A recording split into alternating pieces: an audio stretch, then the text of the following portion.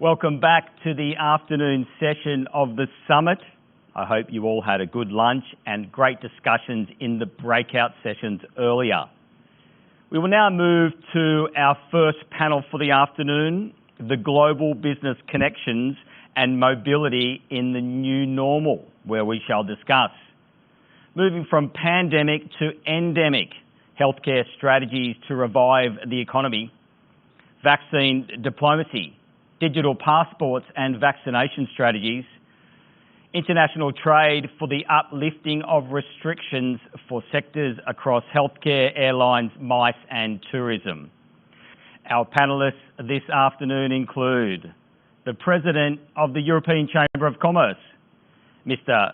Federico Donato, CEO, Public Policy Advisor Asia, Mr. Pushpanathan Sundram, Senior Advisor McClarty Associates, Mr. Steve Oken, Associate Partner Lee & Lee Taiwan, Ms. Catherine Zhuang.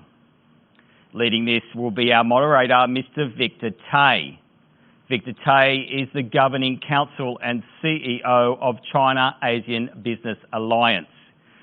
Concurrently, he is also the Global CEO of Global Catalyst Advisory and MD of Stout Investment Banking, which is ranked by Refinitiv in the US as #1 and 2nd globally.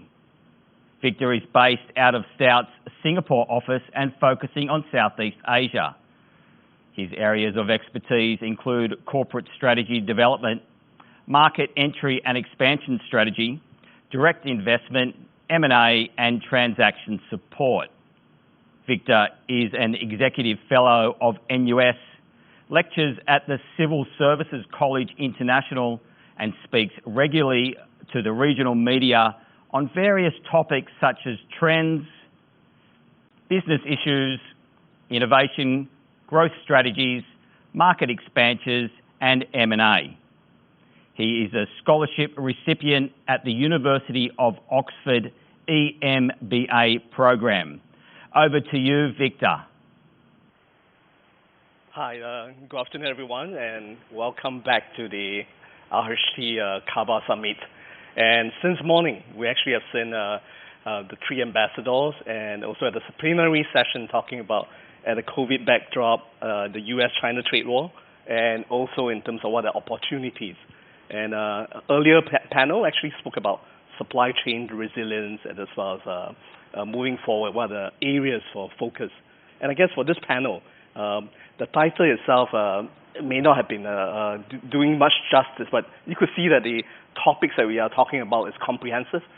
Very much, I think we are living in a context of a COVID situation and at a bigger backdrop of course, there's a US-China tension, but nonetheless, there are opportunities as well. And very much, I think we spoke about vaccine diplomacy, very much in ASEAN, and I guess many of you coming from China and ASEAN here, there have been vaccination rate, vaccine policies here, and we could see some of them are moving from pandemic, vaccination rate, high accelerator rate, and next we are actually, like in Singapore, looking at endemics. But nonetheless, in here, we also want to explore within here, what are the sectors moving forward and reimagining. And I guess for this particular panel itself, it's about a reimagination about what is possible moving forward.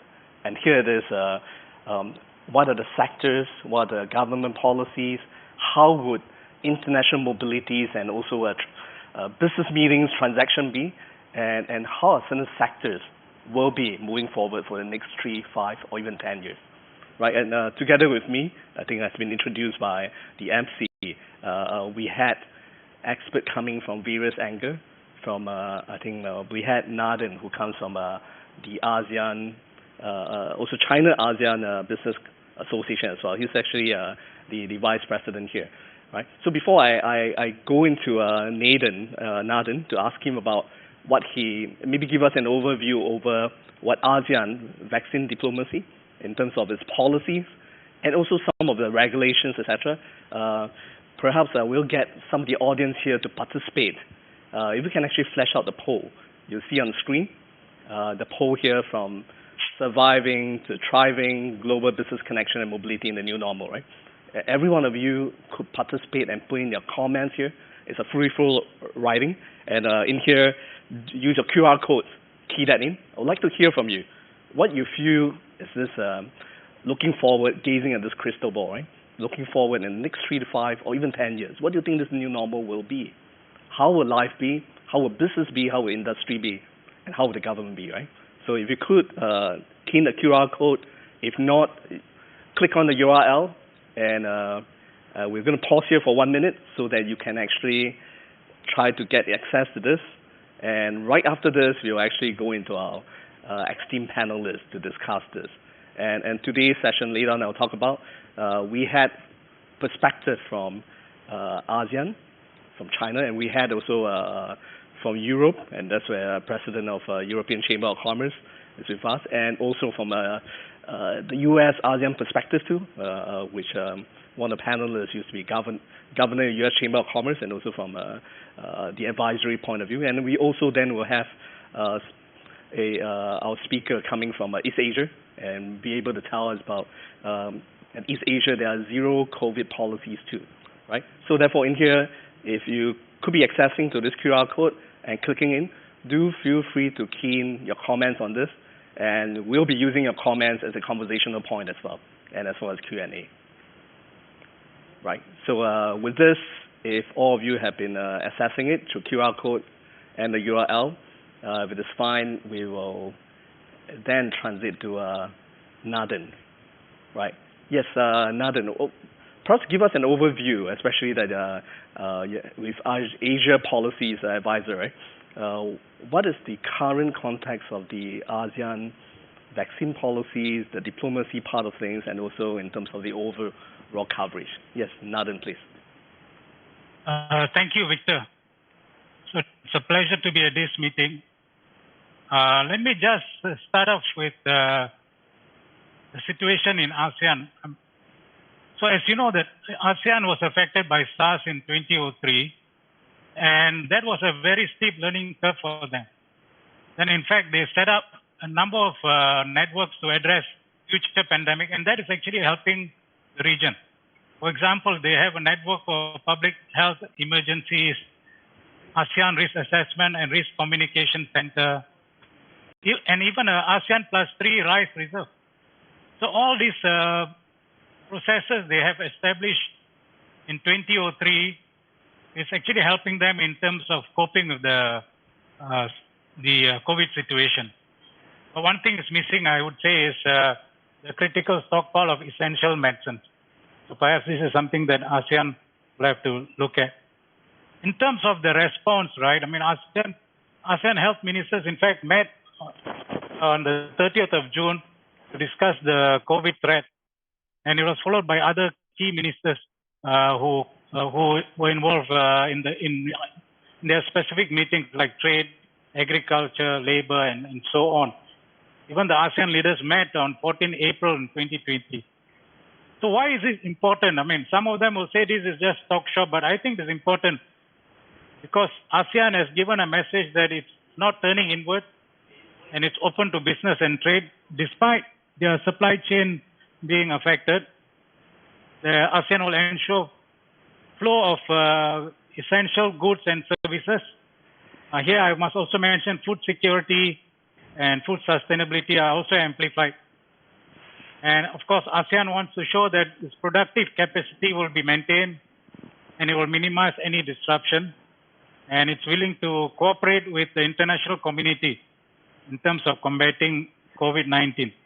Now, in terms of what they have done so far, so they have set up an ASEAN COVID fund. The purpose is to purchase vaccine and contribute to the region's vaccination effort, especially those less developed countries of ASEAN. Now the region is also pushing for the early entry of the Regional Comprehensive Economic Partnership Agreement by 2020 January. We have also, developed an ASEAN Digital Master Plan 2025. So this is another way of building capacity for ASEAN to tap on digital technology, which is going to be important and which I will touch on. Another area they've worked on is the ASEAN Travel Corridor Arrangement Framework. to facilitate trade around the region, as the region also prioritized public health and safety. Here, I think things like air travel pass, fast lane, and reciprocal green lane, looking at the quarantine number of days, testing as well as access to vaccination. So these are some of the areas probably this framework will touch. Of course, the region is also having its ASEAN Comprehensive Economic Recovery Framework. So we are not waiting for the recovery to happen. So ASEAN is already preparing for the recovery. I think it's a good sign and something that business welcome. Then, as Victor, you have mentioned, right, there are other issues in the region. For example, the rivalry between U.S. and China, the South China Sea issue, the Myanmar issue. I mean, we cannot ignore these issues while we tackle the COVID situation. These are issues that ASEAN will have to look at it head on and see how it can balance the situation, bring stability to the region as it tackles the pandemic. Now, in terms of impact on ASEAN economies and business, I must say that policymakers are caught in this dilemma, lives versus livelihood. So which should come first? I think they're trying to balance this, and that's why you see sometimes their policies are, are incremental and moving up and down. But I think what is in their mind is lives versus livelihoods. Now, Southeast Asia also knows the importance of the supply chain and how this is affecting others. For example, Toyota Motors, for example, reduced its production because of the supply chain effect in Southeast Asia, right? Then Southeast Asian countries are also worn down by successive round of lockdowns, and I would say increasing sense of exhaustion among the people. For example, Vietnam, lockdown has high manufacturing costs for exporters and manufacturers, and there is now the Delta virus spread. So there's a concern among the global supply chain on this. So ASEAN is also moving towards shifting gears from pandemic to endemic, how to learn to live with the virus. And I think the focus is very much on looking at fully vaccinated people traveling and doing business in the region, right? So in terms of forecast, if you look at the forecast itself, I think the region is quite stable. What the economists have predicted is if government spending remains robust and monetary policy is accommodative, the Delta outbreak is unlikely to affect growth significantly. However, if the pandemic drags on, negative long-term impact will be felt, especially unemployment, poverty rates, food security. So Asian Development Bank has actually only marginally downgraded the growth outlook for 2021 from 4.4% to 4%. I think they have taken on board the fact that most of the ASEAN countries are achieving strong growth in the second quarter of 2021. So after a negative or flat growth in the first quarter on a year-on-year basis. Now, if you look at Malaysia also, Malaysia is registering a growth of 6.1%, Philippines 11.8%, Singapore 14.7%, Thailand, because of the tourism impact, 7.5%, and Indonesia actually 7.11%. And if you look at Vietnam, it's the only country I would say that have not been affected by the recession. So in a sense, I mean, their growth is also looking quite good. So I would say based on the current forecast, right? I mean, if the situation doesn't get worse, I think the ASEAN region will likely to recover. But I must agree with you, Victor, that, this will require embracing the new normal, not only from the business, but also from the government. From the government perspective, I think the acceleration of digital technology is going to be important. I would see it as a silver lining in addressing the challenges posed by COVID-19 pandemic. And this is not new. I mean, before the COVID already, we've been looking at that, but I would say that COVID has amplified it. So, I mean, I can touch on this later, but if you want, I can also touch on this now. I don't know whether I'm taking too much time. Yes, we will, just for a while, a huge coverage by Nathan. I think that's great. Nathan spoke about the ASEAN Comprehensive Recovery Rate framework, and that covers the entire region, 10 countries. And he basically highlighted about how the various impact, but vaccination rate. We saw, even like looking at our neighboring country, Malaysia was vaccinating at 500,000 per day rate. So it was huge improvement rate, and looking towards, like what Nathan said, a full recovery and also a full vaccination throughout the whole region. And Nathan also highlighted about in terms of economic impact in here, we could see that in economic impact wise, no doubt certain countries for last year would have actually has suffered some slowdown, or if not a declination. But nonetheless, I think Vietnam has highlighted. I think in there it was able to buck the trend and still be able to persist for its manufacturing GDP aspect. So with this, maybe allow us to move to another region and look at what the other region in contrast, right? Together with us, we had Federico, and Federico basically President, European Chamber of Commerce, and also I think similar to ASEAN, a economic bloc. In here, I guess EU is one of the earliest region who actually started to liberalize in terms of the way they look at how COVID situation is. The mobility and interstate travel, cross-country, etc., cross-border, were already there. And in fact, we saw last week, Denmark was actually highlighting that they will remove all the COVID regulations, and therefore it's actually all back to normal. It's almost in an endemic state. So perhaps give us a rundown over the overview of EU, what the COVID situation right now, the policies, and also in terms of some of this coverage from their policies and even down to the economic impact. Yes, please, Federico. Well, very gladly to try to contribute on this. To be fair, though, I think that we should also see how we got here, because every time I learned you speak about COVID in the last 2 years, depending on when you give your interview, 1 month or the other one can be extremely different. And if you talk the month they close, you're saying something, and the month they're opening, you're saying something else. But I look at it as a marathon, and if you look worldwide, you have a situation where some countries did extremely well in containing the pandemic, and I think definitely Southeast Asia, Singapore, Vietnam was one of the best ones probably in containing the pandemic. Europe and Western countries in general did quite bad. I'm Italian personally. Italy was one of the most affected, like many others. US was also very affected. Then you had countries with vaccination coming, which were very early adopter, very fast, arranging a super fast and effective campaign, US and Israel, for example. And they got very quickly up to very significant number of vaccination, 50% and so. And then you had countries a bit slower in the vaccination start, like Europe, which probably now look better in terms of vaccination, because I think we are close to 72, 73% Europe-wide. Some countries 80% with first dose, so it's going well, probably thanks to less no-vax and anti-vax kind of movements and politicization. So just this to put it into perspective. You have countries like Singapore, for example, who did probably very well across the board because pandemic was very well contained in the beginning. Vaccination started probably a bit too slow given the resources and the money that this country has available. It reached a very high level, and now it is a crossroads. What do we do? Do we accept endemic? We don't, and we will see what's happened.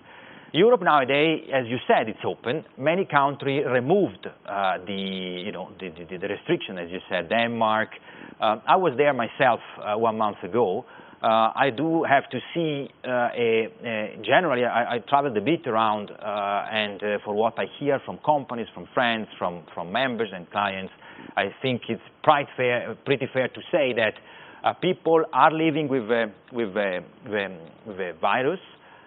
People are living, I think, cautiously with the virus, maybe in some party area or where there is a more young population, that's not be entirely true. But I'm saying, generally speaking, with vaccination above 70%, schools reopened, the summer was a normal summer. Maybe people traveled a little bit less across Europe, but extensively within their own country of origin, and some also across Europe. And numbers look well.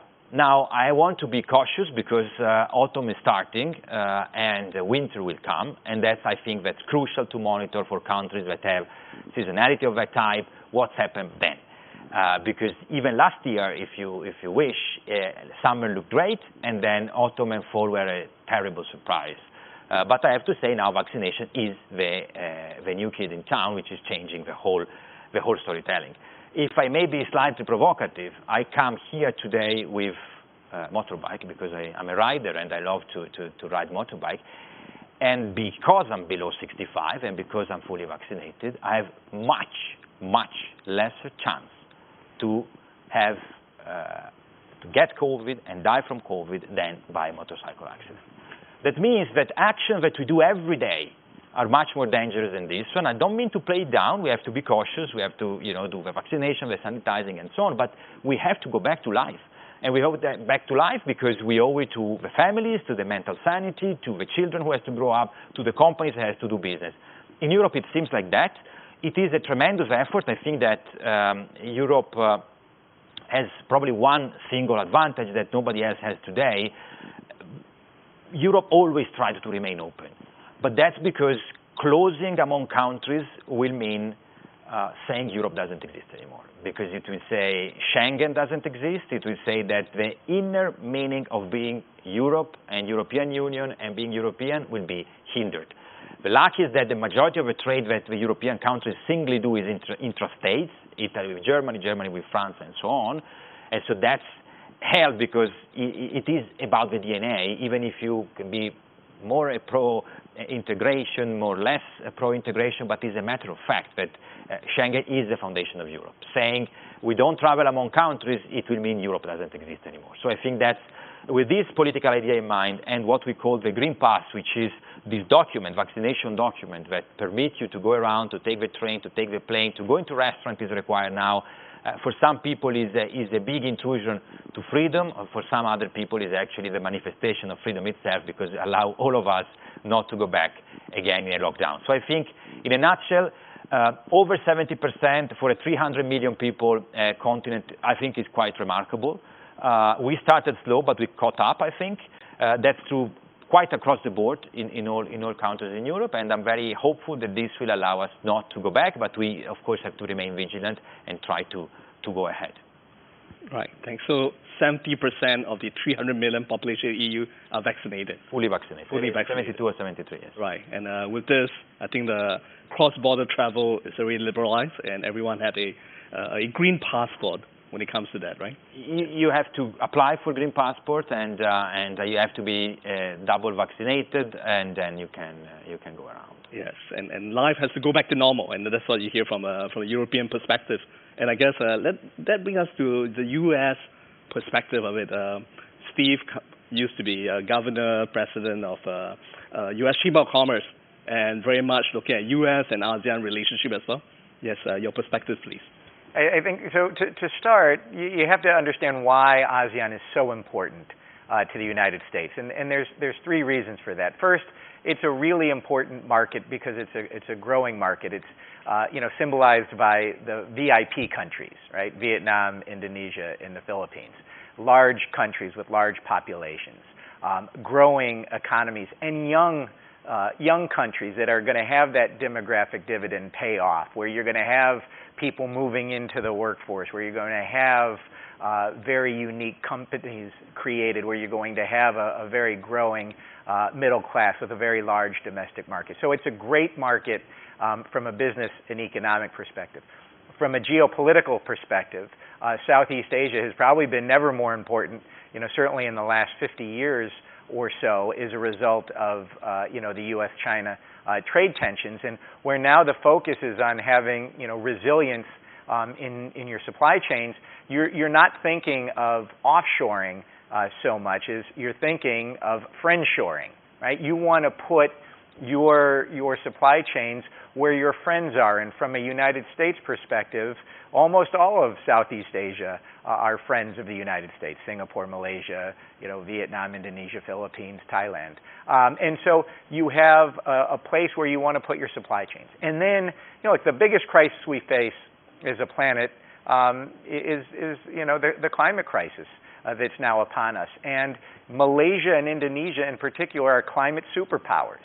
And it is really critical to work with Malaysia and Indonesia to address development while you are trying to save the planet at the same time. That is why intrinsically Southeast Asia is so important to the United States. It's why Vice President Harris was just here. And you want to see more business engagement in the era of COVID coming here.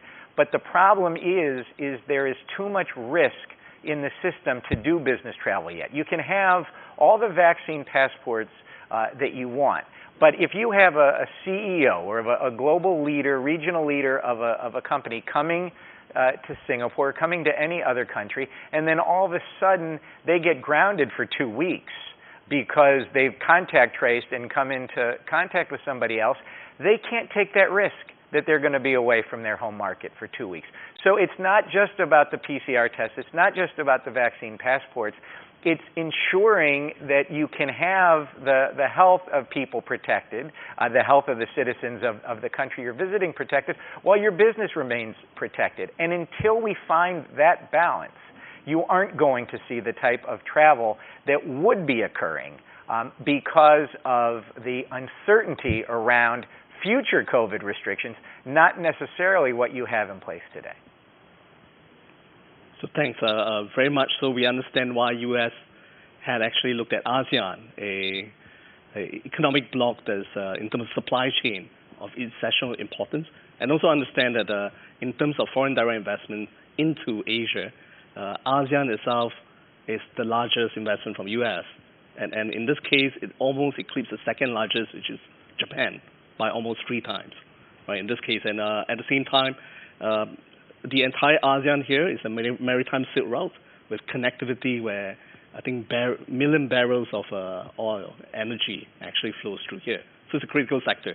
Yeah, and on that point, but this is the view of the United States. It's also the view of China, right? So as China becomes much more difficult to invest in the United States because of rules on restricting foreign investment or technology restrictions or listing restrictions, then Southeast Asia becomes a much more important market for China, for Chinese investment, for Chinese companies.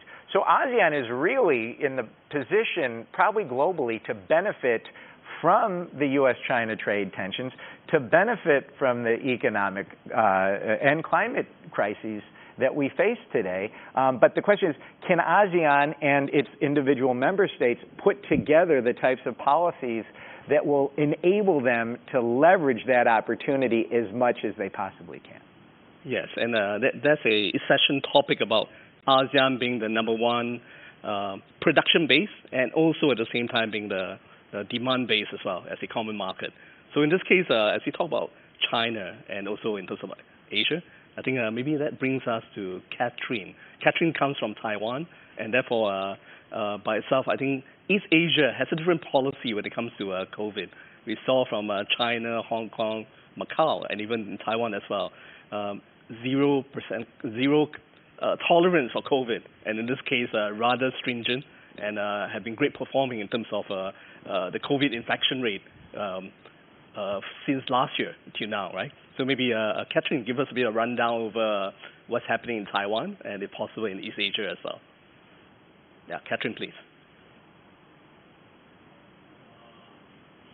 Catherine, your microphone, you may want to enable it. Thank you. Yeah, we can hear you now. It is very nice to hear the aspects from the other very important regions. And Taiwan is a rather small region.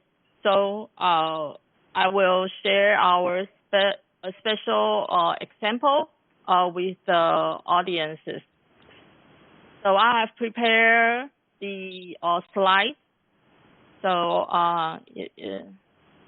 oh yes, thank you for putting this alive. So I would like to say that Taiwan is a special example in this COVID situation. As we all know that starting from 2020, the COVID situation is quite severe. There is a serious hamper to the global economy. So you can see that there is a great recession in 2020. Yeah, but not Taiwan. We remain have a good economic growth in 2020, and we should be able to have continue raise in 2021. I think it is because we have a good balance between the economic control and our regulatory control. So there's a dynamic interaction between this our economic situation and our regulatory. So we have actually in 2020 we have 2/3 of the time that we are without any local cases, and which enable us to keep a normal life in Taiwan, and so our economic can continue to have a normal running on these days. So we can see that the quality of life in Taiwan is still ranked high because our GDP growth is continue, and our healthcare coverage is good, and we have a high quality of life here. So we can see that there's a good balance reached. So actually, there are several stages for the pandemic in Taiwan. For the starting of the pandemic in early 2020, and then to June that we have some relaxation about the situation, and then in the May to August this year, when most of the other countries in the world are now relaxing, we at this late point of time we face a raise of our cases locally. So our government do have the pressure to quickly respond to the situation, to cope with the situation, because we are seeing other countries are relaxing their lockdown, but we are starting our lockdown. So the government has the pressure to have some regulatory measures to try to alleviate the situation soon. And then after the late August, I think the whole situation is now in good control.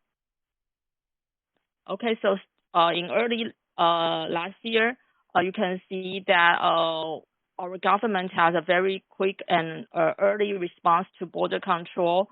So and we have a lenient policy for business action between the borders. So business people can still come to Taiwan, and we have the name-based face mask scheme, and so that allows that we can continue the business and control the pandemic situation at the same time.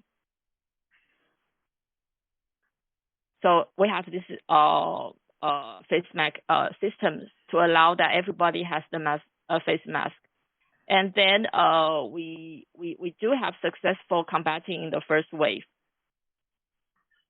So in like March last year, our daily life is like usual, and we can have outdoor trip as usual, but everybody is wearing a mask, face mask.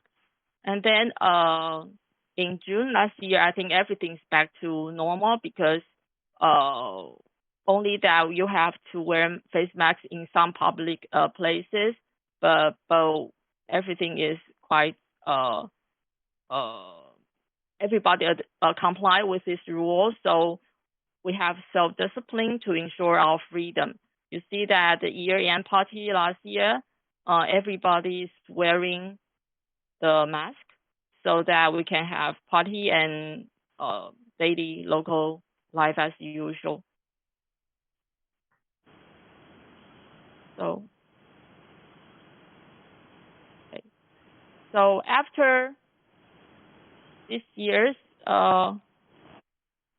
May situation, you can see that the cases started to rise in May. That we have at the highest peak, we have around 500 cases one day.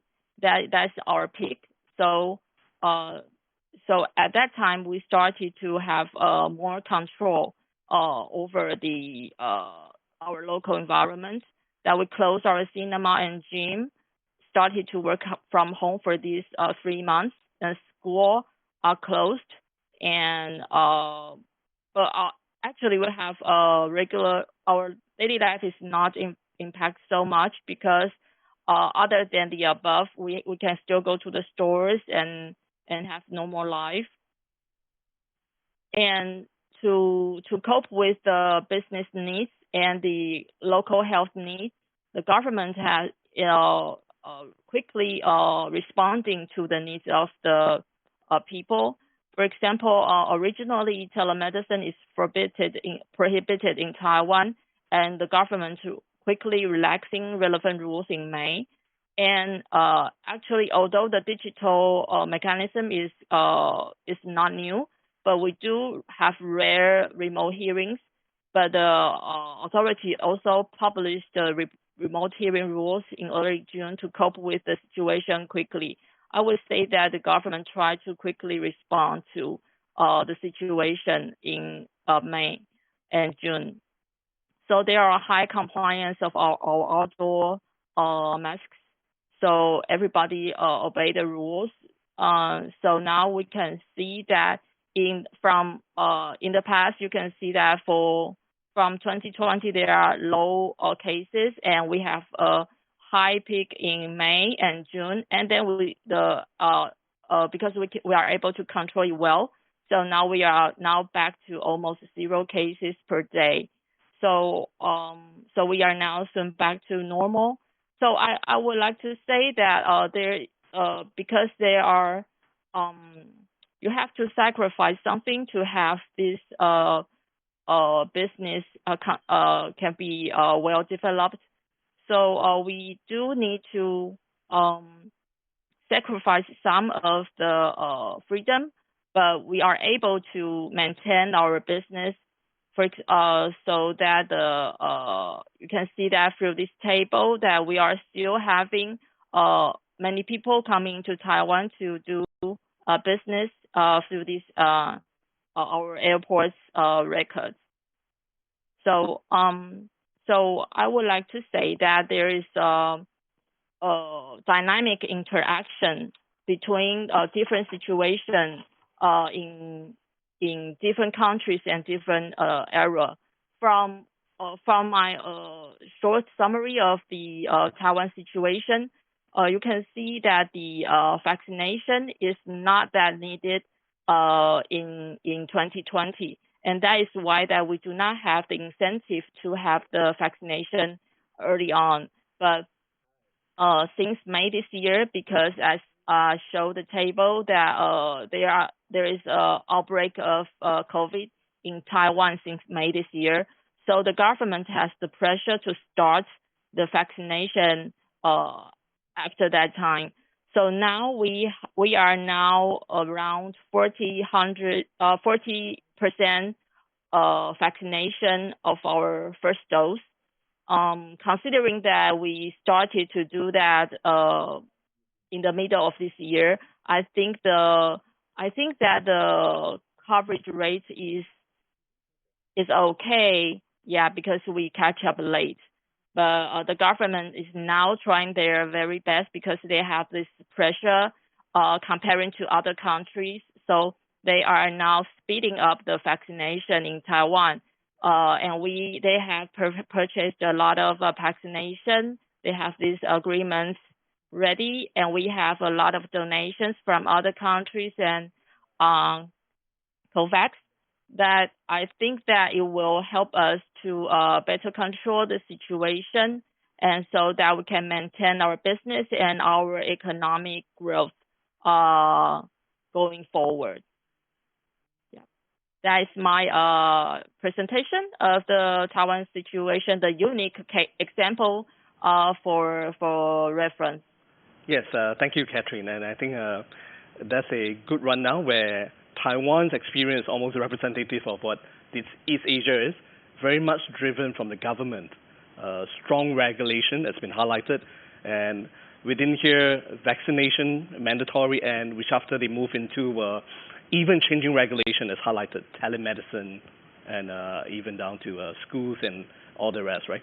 So in here, I think what we have seen the first round of discussion, where we had from Europe and US very much a more liberal, let's back to normal business so that the economy can recover. And here there's a more laissez-faire aspect, treatment to it. Whereas from East Asia, we see, I think very much from what Catherine's highlight, strong governmental policies, regulations. And here it is, a result that we see, a zero COVID situation, and I guess that's a remarkable result in some way. That brings us to the second segment that I think with this overview of the regulation, I think that's why we wanted to know what are the industry that are impacted here, and what about the economy? I guess while there are various government treatment and two different polarity, now how would economy recover from now on, and what is the what do we reimagine of certain sectors, industry, etc., and also a continuation to what Nathan just now was trying to highlight about ASEAN economy that were affected, and also some of the industry that he wanted to deep dive into. And very much digital is a key lever in here that we can rely on. Nathan. Thank you, Victor. Before I touch on that, I kind of respond to one or 2 points that were made by the panelists. I kind of agree with Steve on the part of quarantine days. So one of the problems businesses face is the number of days that you get stuck in a country, and then you can't go on with your business travel, and then it affects your work. So I think there should be some kind of reciprocal arrangement between countries on the quarantine days, and then making testing more accessible as well as vaccination more accessible. Right. So that way, I think more of them will get vaccinated, and I think business that will be good. Yeah. In terms of policy, I was talking about just now about the importance of digital technology, and I must say that because of lockdown and social distancing, the adoption of fourth industrial revolution technologies become important, and all of us are kind of experiencing that.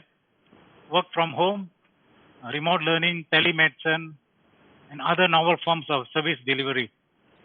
But also, the problem with this is it also creates inequality because not all countries have the kind of resources.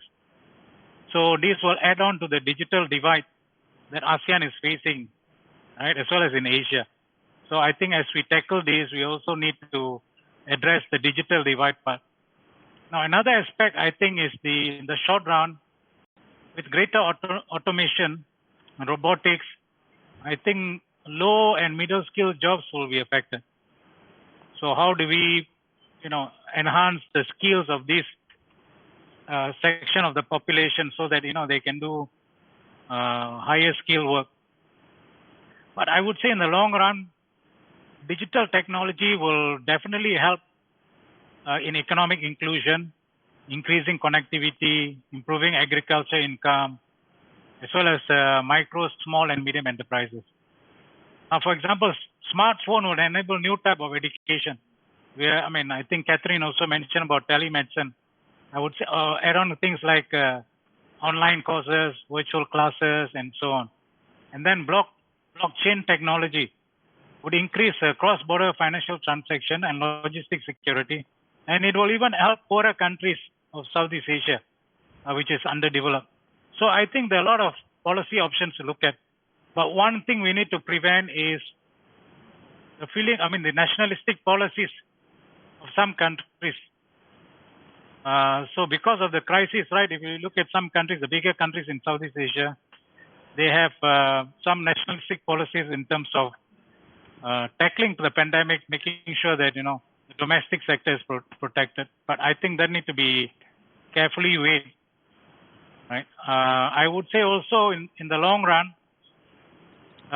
greater factor mobility will help to reduce the differences between capital labor ratios. So those countries that have lack of labor, so that if there is a freer flow of labor across the region, that will also help. In terms of companies, I can see the change already. I mean, companies are already looking at it. For example, 9 to 5 work culture. Now what we have is work anytime. Work in a corporate office to work anywhere. Right? Using company equipment to using any device. The focus is now not just inputs but outputs. And then, I think more younger population looking at not about climbing corporate ladder, but having their own ladder and climbing the ladder, right? So I see a lot of change coming in, and companies are adopting to it. Of course, some of them will take time, but others, I would say, are kind of focusing on this and, moving in that direction. So for me, I think I would say 5 consideration as key for businesses to operate in the new normal. One, as I think Steve also mentioned, is focus on sustainability. I think investing in technology that reduces carbon emission, I think is a winning formula because climate plays an important role to create competitive advantage in the future. So those companies are going in that direction, I would say, will be able to tap the market. Second is embracing cloud to transform business. I think many of the companies are already doing it. And this enables speed and scale and critical for innovation, I would say. So by 2030, there's around $1 trillion at stake. And I think those early adopters of this cloud will benefit. Third is investment in talent or natural resources. So deploy talent based on skills and not hierarchy. Fill the gaps through training and development. Develop small teams. So that would be, I would say, a winning formula. Fourth, I would say speed makes the difference. One thing the pandemic has done is make us work faster and be more agile. So I think we need to sustain the pace. So we need to invest in new collaborative technologies, anticipating demand and focusing on outcomes. Finally, I would also like to say that companies need to create a sense of purpose. I think employees are now looking to work in places where there is a sense of purpose. And I would say that they will leave if they don't find it. So people expect more than generating money for the stakeholders. So we are living in a new normal. I think these are some of the things that businesses will have to look at in the new normal. Perhaps I stop there. Yes, thanks, Nathan, for highlighting about. I think he highlighted 3 themes: digitalization, sustainability, and embracing cloud, so that there could be a more collaborative technology moving forward. And in here, he was actually alluding a lot to say, Steve, and so Steve, you just flew back from US, and very much I think digitalization has been pioneering in multiple sectors there. Maybe give us some comments on this. Well, the issue, Nathan's exactly right on moving into the digital world and, all the sectors we talk about now. Obviously, we've always talked about fintech, financial technology, but now it's ag tech, ed tech, health tech. Everything's got a tech thrown onto it, and all of that, is around digital trade. And there's 2 real concerns when there comes, to digital trade. There's data privacy, and there's data security, right? So governments want to make sure that your data does not get abused by the people who you're giving it to. They want to make sure that the privacy of your data is respected, that it's just not sold off. They also want to make sure that the holder of your data does so in a secure way, that the data cannot be hacked and stolen, as happens quite often. So you have data privacy and data security issues. And so you have governments coming up with rules for data privacy and data security, coming up with their own rules quite often that are not interoperable when it comes to those 2 issues. Nathan also mentioned the cloud. And then, the other issue you have is governments are all now talking about data localization. You know, if the Vietnamese are saying, well, if you're going to have Vietnamese citizen data, that data needs to stay in Vietnam. And if the Indonesian government is saying that Indonesian citizen data has to stay in Indonesia. Well, that's exact opposite of the cloud if you have data localization. So what we need to get to that vision that Nathan talked about, where we all want to go, you need to have digital trade agreements. You need to have digital rules of the road. You need to have ASEAN coming together, or at least countries within ASEAN coming up with digital trade agreements that involve the United States, that involve the EU.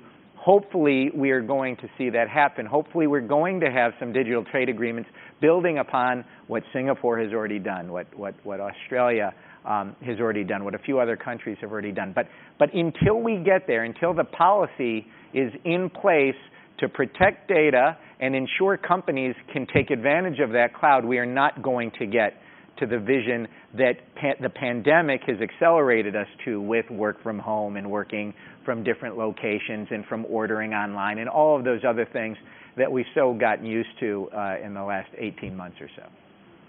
Yes, thanks, Steve. So basically, Steve highlighted, I think with the technology introduction, it also lies within here tension, data privacy, and also in terms of digital divide that Nathan actually highlighted earlier. And also alluding to it that I think ASEAN within this region will also have to think about a digital trade agreement. I guess in here, Singapore and US just signed the cyber security agreement recently, and this probably will set a precedence and a pioneering aspect for the rest of the world or this region. And that brings me to, I think we talk about digital divide, we talk about into sustainability, even collaboration. EU definitely, in terms of sustainability, is ahead of, we had sustainability rules, environmental rules, as early as 1970s in the EU. And I guess digitalization, we had also seen EU pioneering a lot of this. So maybe give us a bit of a rundown about the industry changes, the sector, and in this aspect, Federico. Well, I think that COVID just functioned as an accelerator, not necessarily as a tremendous change of what things were already on track to be. As you asked, as it was just mentioned before by Ned, and I think that sustainability definitely is one of the main trends.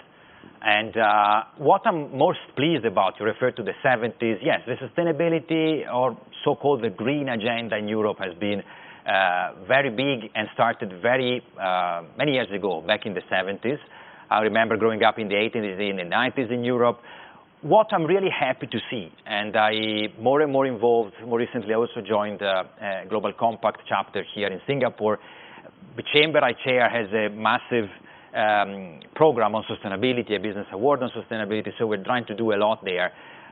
What I love to see is the change from a very ideological battle and the political arena, but confined there, to something where we finally understood sustainability can make money, sustainability is needed, can save money by mitigating costs, by mitigating risks, and by mitigating climate-related risks and more things to come. So there is a lot of money to be made.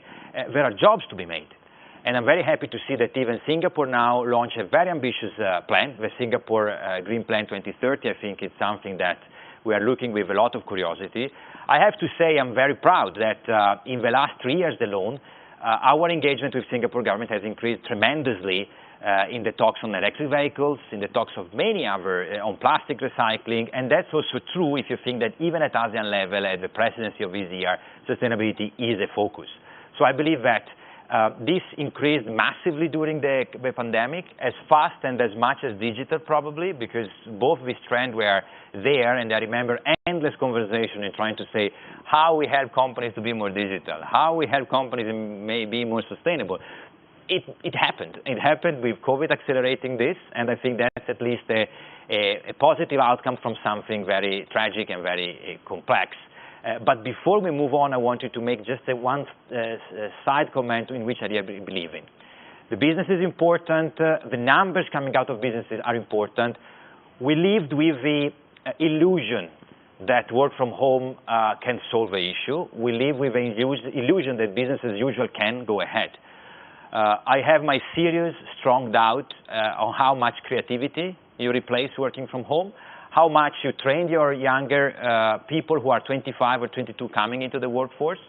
We will see the impact of kids being in college without the best part of college. I think that's important to study in a good school, but it's important to also to have your fun life experience out of there. And I want to conclude there. It's really paramount. We also go back to the social dimension, study what's happened, because there is an impact in that. And never forget, pneumonia and flu made 6,000 casualties in this country in 2018.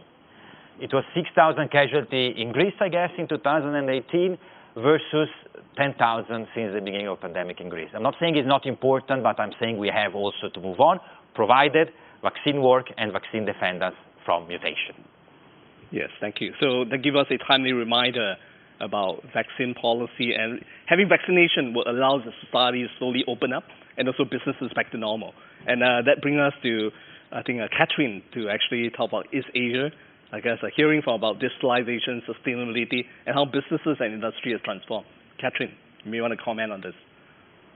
Thank you. I think that Asian countries are also very important for Taiwan. For example, we are having a high technology industries cooperation with Singapore, and of course we need a lot of labor manpower from some of the ASEAN countries. So our government also has been implementing rules, quickly responding to the COVID situation, so allow that the cooperation can continue, and the manpower can still, we can have this cooperation between our countries with ASEAN countries. So I would also like to echo the comments of the other panelists that the digital world now is more common. So of course, in the past we can have this kind of digital communication, but now it has come to another level that is into our daily life. An example is that Mr. Sandram and I are now having a digital way to participate into this panel. So I think that overall this is a very big issue, that how we can continue our normal life with this new need from digital support and this new technical or support and regulatory and all the aspects that can allow us to have we can continue our very active cooperation and active collaboration going forward. Yep. So as you all know that we have tension, Taiwan has a tension with China. So it is really important that we can ensure that international business can continue. Yeah, so I think this is important to use all these kind of technology and cross-country agreements to allow us to combat this situation. Yeah, and that's about my comment. Yes, so thanks, Catherine, and very much we had run down from the various government policies in terms of COVID. We talked about vaccine diplomacy. We highlighted about how industry and the company had changed. And we spoke and compare and contrast of various regions from ASEAN, Asia, EU, America, right? And in this case, I think very much we're into the last few minutes of the seminar and or the panel. Perhaps I guess I could actually get one more round hearing from everyone on what you feel on the stable state somewhere 5 years down the road. How do you think that this stable state will be?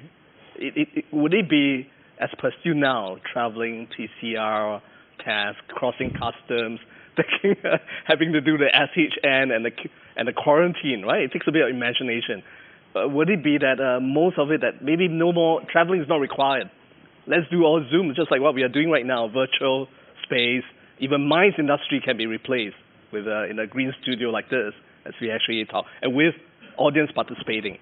So with this, maybe as we go around with the last round of discussion, that maybe we'll start with Federico first in the imagination, and next Steve, then later on Catherine, and push Nathan to end it. Yes. Well, I think it will be a blend. Doing beautiful things like the one today, we learned that definitely some of the trips we were all making were probably useless or could have been probably replaced in better ways to use our time and our resources. But I do not believe it will be like today. Okay, of course, I don't have a crystal ball, but I think that this one, like many other things in the past, will pass. We will pass with learnings. As I said, we will accelerate on sustainable agenda, we'll accelerate on digital, and this will be the positive outcome that COVID will leave us to live with. But definitely, I really don't think you can replace social being interactions. I don't think that's possible. And I would be very scared if that's the future, especially for places like the one in which we're speaking in, because the appeal becomes immediately reduced. Because if your life, whenever you travel, become miserable, like it is between ASHN and PCR tests, then you maybe want to be somewhere else. You want to be in a bigger place. You want to have, you want to be in the middle of nowhere or in front of a beach or whatever you think. But again, I don't believe that's the case. And the proof for it is that every single time I'm sending in-person invitation, it's always fully accepted.